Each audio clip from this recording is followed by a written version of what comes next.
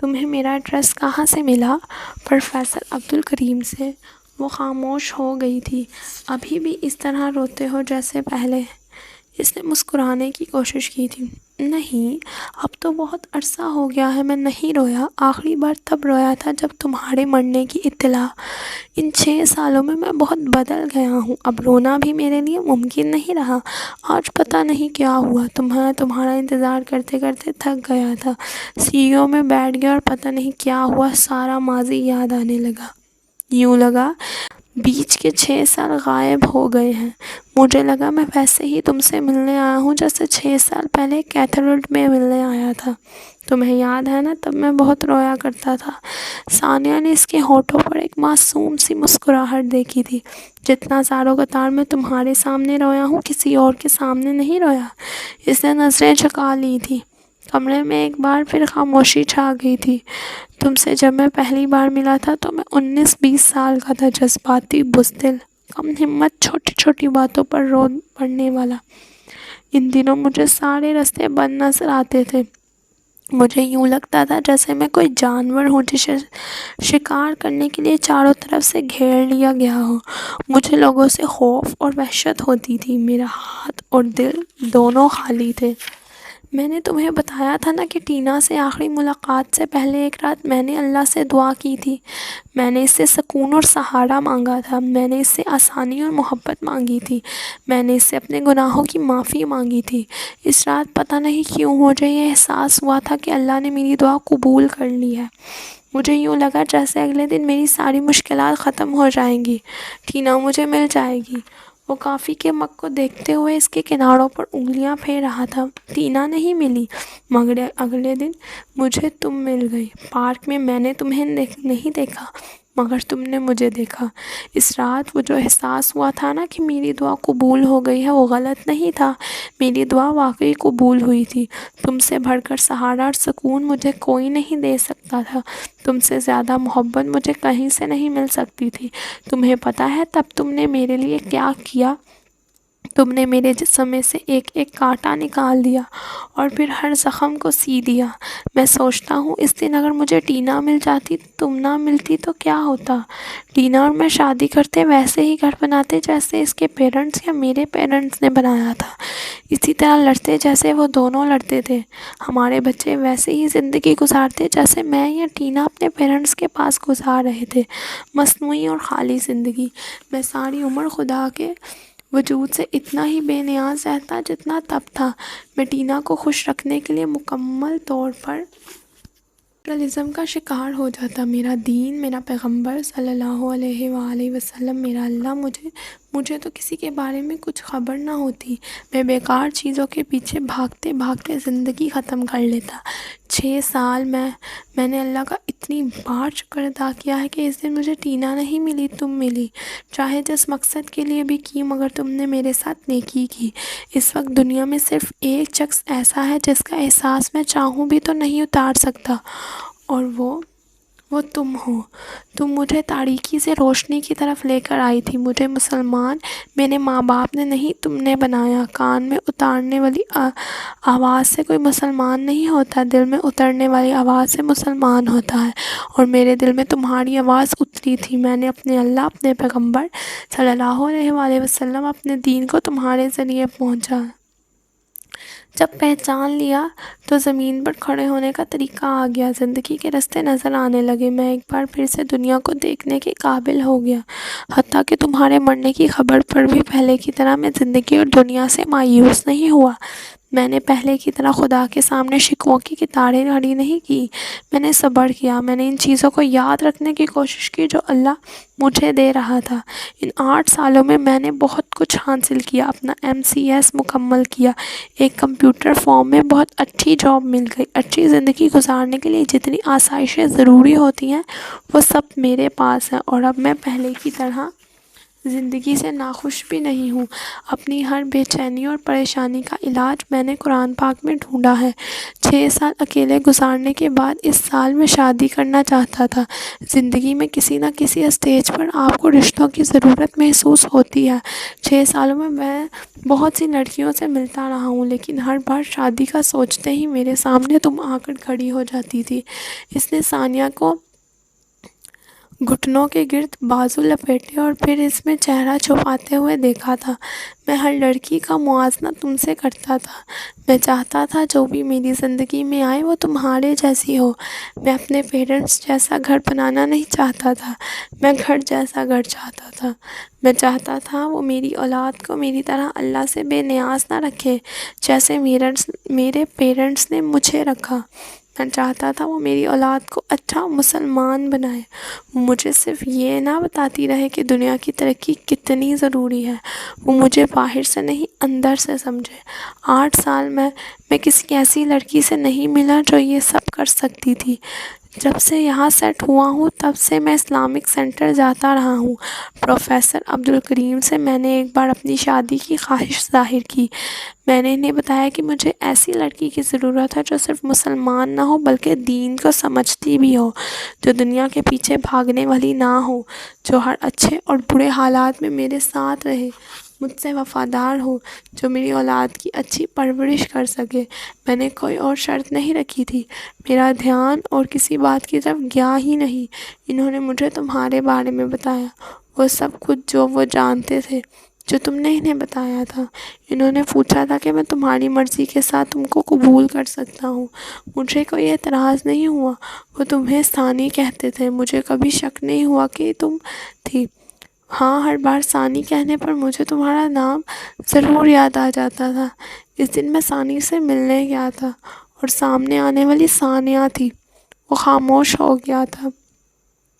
اس نے گھٹنوں میں سر چھپائے اس کے لرزتے ہوئے وجود کو دیکھا تھا۔ اس بار بولتے ہوئے اس کی آواز بہت مدھم تھی۔ میں تمہیں نہیں بتا سکتا مجھے تم پر کتنا غصہ آیا تھا۔ مجھے لگا میں نے اتنے سال ایک جھوٹ کی محبت میں گزار دیے، ایک فراڈ کی چاہ میں۔ پھر تم نے سب کچھ مجھے بتا دیا۔ اگر مجھے تھوڑی بہت کوئی خوش فہمی تھی وہ بھی ختم ہو گئی۔ تم سے ملنے کے بعد گھر جا کر میں سوچتا رہا تھا کہ میں کس قدر بے وقوف اور احمق تھا کہ ایک لڑکی۔ بہت دن میں اسی صدمے اور غصے میں رہا تھا، پھر آہستہ آہستہ غصہ ختم ہونے لگا تھا۔ آہستہ آہستہ تمہاری ساری باتیں ایک بار پھر سے یاد آنے لگی تھی۔ میں نے سوچا کہ تم نے مجھ سے کیا مانگا، کیا لیا۔ تم نے نیکی اپنی عرض کے لیے کی تھی مگر میرے ساتھ کی تھی۔ جس دلدل میں اترنے کے لیے کھڑا تھا وہاں مجھے تم نہیں لے کر گئی تھی، میں خود گیا تھا۔ تم تو مجھے وہاں سے واپس لائی تھی۔ دلدل تک جانے کے لیے اگر میں خود سے نفرت نہیں کر سکا تو وہاں سے واپس لانے کے لیے میں تم سے کیسے کر سکتا ہوں؟ ان 8 سالوں میں نے جو بھی حاصل کیا ہے تمہاری وجہ سے کیا ہے۔ سکون، صبر، ایجوکیشن، جاب، دولت، حتیٰ کہ ایمان بھی۔ تم مجھے اللہ تک لے کر گئی تھی۔ تم نے مجھے تشخیص دی تھی۔ تمہیں پتہ ہے ثانیہ تم کیا ہو؟ اس نے ایک بار پھر اپنے گھٹنوں پر سر چھپا لیا تھا۔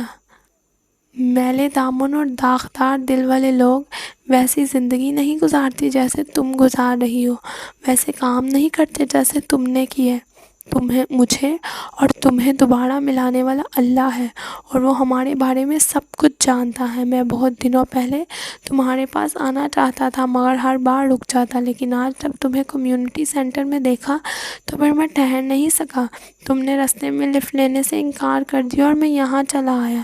میں تمہارے پاس یہ جاننے نہیں آیا ہوں کہ تم نے کب کہاں غلطی کی۔ مجھے ڈیوڈ کے قصے میں بھی دلچسپی نہیں ہے۔ مجھے اس بات کی پرواہ نہیں ہے کہ تم کس کے لیے گھر سے بھاگ گئی۔ میں یہ بھی جاننا نہیں چاہتا کہ تمہارے پیرنٹس تمہارے بارے میں کیا سوچتے ہیں یا کیا نہیں۔ میں اپنی زندگی میں سکون چاہتا ہوں، میں تمہیں چاہتا ہوں۔ ثانیہ نے سر اٹھا کر اسے دیکھا تھا۔ اس کی بھیگی ہوئی آنکھوں میں بے یقینی تھی۔ اسلامک سینٹر میں نکاح نامے پر دستخط کرتے ہوئے اس نے حدید کو دیکھا تھا۔ وہ بے حد پرسکون نظر آ رہا تھا۔ چند لمحے چپ چاپ اسے دیکھتے رہنے کے بعد اس نے نکاح نامے پر سائن کر دیے تھے۔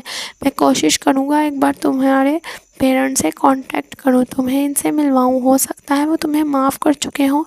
اسلامک سینٹر کی سیڑھیاں اترتے ہوئے اس نے حدید کو کہتے سنا تھا، یاد ہے بہت سال پہلے تم نے ہی کہا تھا نا، کبھی نہ کبھی سب کچھ ٹھیک ہو جاتا ہے۔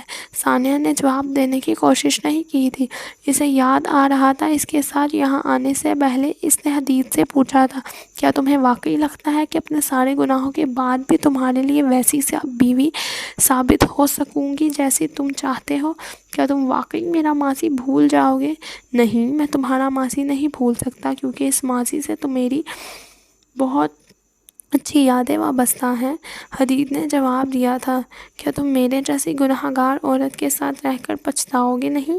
وہ تمہارے لیے روشنی کر دے گی جس میں تم چلو گے، اور تم کو بخشے گا، اور خدا بخشنے والا مہربان ہے۔ اس نے بہت نرم لہجے میں بہت سال پہلے ثانیہ کی سنائی ہوئی سورۃ حدید کی آیات دہرائی تھی۔ بہت دیر تک نم آنکھوں سے وہ چپ چاپ اس کا چہرہ دیکھتی رہی تھی، پھر اس نے سر جھکا لیا تھا۔ تمہیں یوں نہیں لگتا ثانیہ جیسے آج سب کچھ مکمل ہے، کہیں بھی کچھ بھی مسنگ نہیں ہے؟ کار پارکنگ لاٹ سے باہر نکلتے ہوئے وہ اس سے کہہ رہا تھا۔ ثانیہ نے اس کے چہرے کو دیکھا تھا۔ کم سے کم مجھے تو یہی لگ رہا ہے، جیسے سب کچھ یکدم مجھے مل گیا ہے۔ ثانیہ نے مسکراتے ہوئے کچھ کہے بغیر سیٹ کی پشت سر ٹکا لیا تھا۔ سرد موسم سے گاڑی کے اندر کی حدت میں آ کر اس کے جسم کو عجیب سا سکون مل رہا تھا۔ وہ کہتا جا رہا تھا، آج پہلی بار مجھے یوں لگ رہا ہے جیسے میں اپنے فلیٹ نہیں گھر جا رہا ہوں۔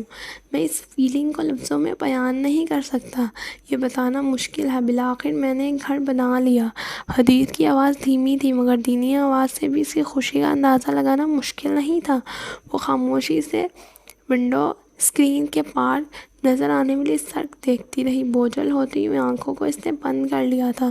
کار میں اس کی آواز گونج رہی تھی اور وہ سوچنے لگی تھی، ہاں میں جانتی ہوں یہ بتانا بہت مشکل ہے کہ گھر کیا ہوتا ہے اور زندگی میں ایک گھر کی کیا اہمیت ہوتی ہے۔ اتنے بہت سے سال تنہا خوار ہونے کے بعد اب میں جہاں رہوں گی وہ گھر ہوگا۔ وہاں کم سے کم ایک شخص ایسا ہوگا جو میرے بیمار ہونے پر میرے لیے پریشان ہوگا، جو مجھ سے دن میں 3 بار یہ ضرور پوچھے گا کہ میں نے کھانا کھایا یا نہیں، جو میرا دل بہلانے کے لیے کسی بھی وقت کوئی بھی کام چھوڑ کر باہر لے جا سکتا ہے، جس کے سامنے روتے ہوئے مجھے کوئی خوف اور پریشانی ہوگی نہ کوئی جھوٹا بہانہ بنانا پڑے گا۔ اس نے آنکھیں کھول کر ایک بار پھر اسے دیکھا تھا۔ وہ سامنے سڑک پر نظریں جمائے گاڑی ڈرائیو کرتے ہوئے کچھ کہہ رہا تھا۔ ثانیہ نے ایک بار پھر آنکھیں بند کر لی تھی۔ گھر جا کر تمہیں تھوڑا شوق لگے گا۔ میں پچھلے بہت دنوں سے تمہاری وجہ سے اپسیٹ تھا، کسی چیز پر توجہ نہیں دے سکا، گھر پر بھی نہیں۔ وہاں سب کچھ ادھر ادھر بکھرا ہوا ہے۔ ثانیہ کو نیند آنا شروع ہو گئی تھی۔ حدید کی آواز اب بھی اس کے کانوں میں گونج رہی تھی، لیکن تمہیں پریشان ہونے کی ضرورت نہیں ہے، میں جاتے ہی سب کچھ ٹھیک کر دوں گا۔ آواز اب اور ہلکی ہو گئی تھی۔ مجھے زیادہ سے زیادہ 1 گھنٹہ لگے گا۔ ثانیہ کو اب اس کی بات سمجھ میں نہیں آ رہی، اور پھر تم گھر کو دیکھنا، اب مجھے کچھ نہیں۔